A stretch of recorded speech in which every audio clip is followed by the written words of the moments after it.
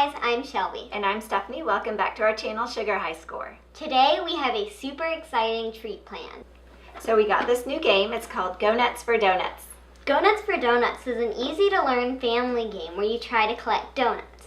After playing this game, we immediately knew that we had to turn this beautiful artwork on the front cover into a cake. This cake is going to be epic. We have a lot of baking to do, so let's get on into the kitchen. To make our donut cakes, we baked 6 donut halves using a donut-shaped pan.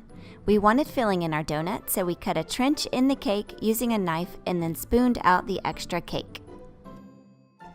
Each of our cakes got a different type of buttercream. This donut has vanilla buttercream that we colored blue, and then we gave it some yummy sprinkles for fun. After both halves were filled, we flipped one on top of the other. We then gave it a crumb coating in buttercream and then popped it into the refrigerator to chill. We repeated the same steps for the strawberry and maple donut cakes. For the eclair, we baked 2 12-inch cakes in chocolate and vanilla. We cut them into a rectangular shape and then saved the leftover cake for the cake pops. We filled the eclair cake with vanilla buttercream and then sprinkled it with some toffee just to make it extra yummy. After we filled the eclair cake, it was time to carve it into the shape. I used the donut pan as a guide to cut the ends, and then I rounded the edges to make it look just like the eclair. We then gave it a crumb coating in buttercream and popped it in the refrigerator to chill.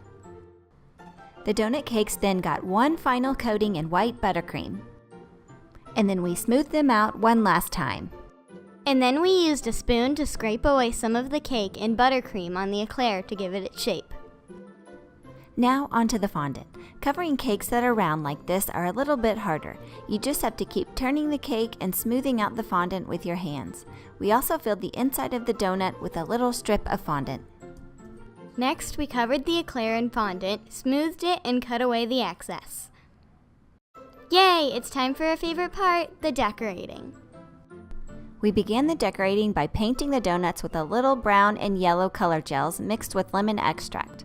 The pink donut also got painted in the same way but with pink coloring gels. To make the frosting on the donuts, we used a plate as a guide and then cut a scalloped edge using an X-Acto knife. We moved the fondant to the cake, cut a hole in the center, and then smoothed it out with our fondant smoother. Next, we're rolling out our fondant for the eclair. We made a template for this one and also gave it a scalloped edge. We moved it onto the cake and then had to celebrate because it was just so cute. Next, we are painting on some glaze to make our frosting look shiny. Now it's time for the sprinkles. We rolled out thin logs of fondant and cut them into sprinkles. They stuck right on into the cake because of the glaze. Easy! We then cut out a strip of fondant for the cream filling and glued it onto the cake using piping gel. Can't have a pink donut without sprinkles, so we decorate it with different sized pearls and heart sprinkles. After the donuts were frosted and decorated, we added their cute faces. Using fondant, we cut out their facial details and arranged them on the counter to get it just right.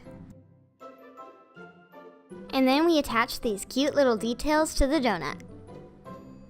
Now that we've got our cakes finished, it's time to move on to the cake pop donut holes. To make the cake pop filling, we mixed our leftover cake with a little dab of buttercream frosting. We used 4 scoops of filling for each cake pop. We decided to use 2 pop sticks for each one since our cake pops are so big. We dipped the sticks into the chocolate and inserted them into the cake pop. Then they went in the refrigerator to chill. After they had chilled, we dipped them in melted candy melts and allowed them to dry. All of the pops were decorated in the same way, so we will show you one of our favorite ones. We used the chocolate fondant to create the chocolate drips on the top of his head. And then we painted on the facial features using a toothpick dipped in melted chocolate. We're almost finished. It's time to assemble the cake. We placed the cakes on our cake board. We used milkshake straws as supports and cut them down to the proper size. I am directing my mom on where to put each cake. We wanted it to be precise. And finally, we attached the donut holes using melted chocolate. Woo! We are all finished. This is one of my favorite cakes ever. And that was the making of the Go Nuts for Donuts cake. We hope you enjoyed it. If you have any ideas or suggestions on what we should make next, please let us know down in the comments below. And if you haven't subscribed yet, be sure to subscribe down below. You can also find us on Facebook, Instagram, and Twitter. Thank you guys for watching. See you next time. Bye. Okay. Let's cut it. Right now. Right now? Okay. You stay here.